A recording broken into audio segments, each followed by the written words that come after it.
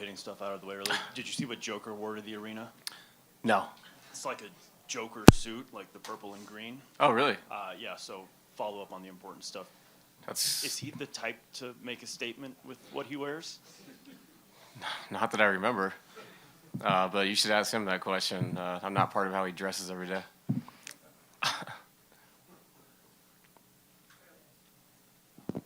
That's pretty cool, though. Coach, obviously the game one, game two, vastly different environments, vastly different scenarios and situations for your team. Just what are you hoping the team flushes from game two, and what are you hoping that they take from it? Well, environment will be different. I mean, we're here, which is nice. Yeah, you can't ignore game one because there were positives there of why we stayed in the game. But the first half of game one was the whole game of game two. The aggression, the mistakes with the ball, spacing, patience to execute, which I feel like I've talked about a lot in the playoffs.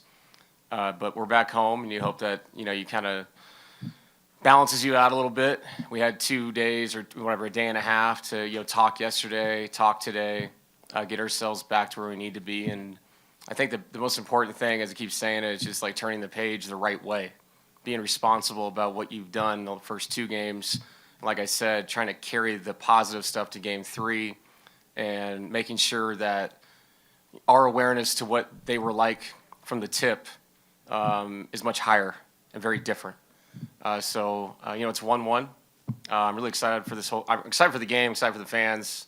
I mean, Friday night, it's going to be sweet. So I'm really hyped for the environment, but also hyped for our guys. That's, like I said yesterday, I feel like I've talked to you guys like 8 times since game 2. It's a new game, and it's a chance to just bring a new energy to what we're trying to accomplish in the series. And this will be its own thing, like I've said, and I'm excited to get started. You talked a little bit about bringing the first punch rather than responding. Christian seems to be the guy. When he brings that first punch, you guys are a different team. How do you make sure Christian is ready to go and just physicality and raring at the seams right to the tip? He's ready. They're all ready, and I thought it was pretty abstract for us to not be ready in game 2, but you give them credit as well. I mean, they punched us multiple times. So I think all the men in that room, from what I saw in the film session yesterday, and like I said, the walkthrough today, there was a hyper focus to what we're about to go do. Does that mean you're going to win the game? No, but that's a professional approach to a high-level NBA playoff game. So excited to see our reaction to what happened down there. Lou Dort is obviously extremely savvy at drawing the illegal screen. I'm curious, going into this series, if there's anything that you kind of tell your screeners in particular about trying to avoid the trappings of that. Yeah, I mean, there's a lot of guys that are foul artists on both ends. I'm not concerned about us if he's going to get 1 a game or whatever it is. You just hope that if they're calling that, maybe they'll take a look at how he's guarding Jamal. Because there's 2 sides to that. There's the illegal screen part of it, and there's the holding, grabbing part of it. So if they're both called the same way, hey, fair game. I thought KCP was always like that. He would get that call, but sometimes, they would even that thing out, and there was pulling and grabbing, and Pope was incredible at it. So it goes both ways, and Jamal has to fight through the physicality. He's got to do a better job setting up Dort so we can get a proper hit on him. But Lou Dort is a unbelievable high-level defender. The effort he gives out there is incredible. So we'll do the best job we can of making sure that we get a hit legally on him. Coach, last game notwithstanding, what's your theory on why home court doesn't seem to be as valuable as it used to? It's a great question. It's funny. I think it might be the three-point line. I really do. I think it's the great equalizer right now in our game. I also think that's why you see more blowouts in the playoffs, because there's teams that you can get hot and make 20, 22 threes. People are so into that. It can get out of control very quickly. And I don't know why, but I feel like this generation of players, maybe it's the way they grew up playing AAU and traveling all over the place and playing, they're less likely to feel as much anxiety on the road.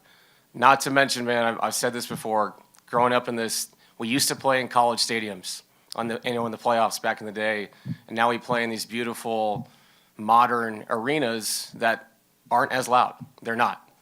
So that used to be a major impact factor, when you'd go play at the Salt Palace or Memorial in Portland or Phoenix or, old Chicago Stadium, all those things. It felt very different. I felt like a college atmosphere. So still great environments, just a different feel. David, we've talked a lot about X-Files in these playoffs. Yeah. You've never really kind of experienced a loss just as a head coach, like, game two. Game 3, it was. Yeah, well, Yeah. what is your personal how does that sit with you, mentally? What are you doing kind of behind the scenes in the moments that nobody sees to sort of cope with that and bounce back from it personally? It's just a loss. I know that they broke records or whatever, but it's 1-1. I didn't feel embarrassment. I felt like they played great and we played bad, and it's sports, and sometimes that happens. For me, mentally, I don't know, man. I just do what I do. I go home and hang out with my kids, meet a buddy, grab a beer. I don't know. I do what normal people do, with the caveat that I need to work hard and watch tape and make sure we're prepared. But this is a big deal. It's the playoffs.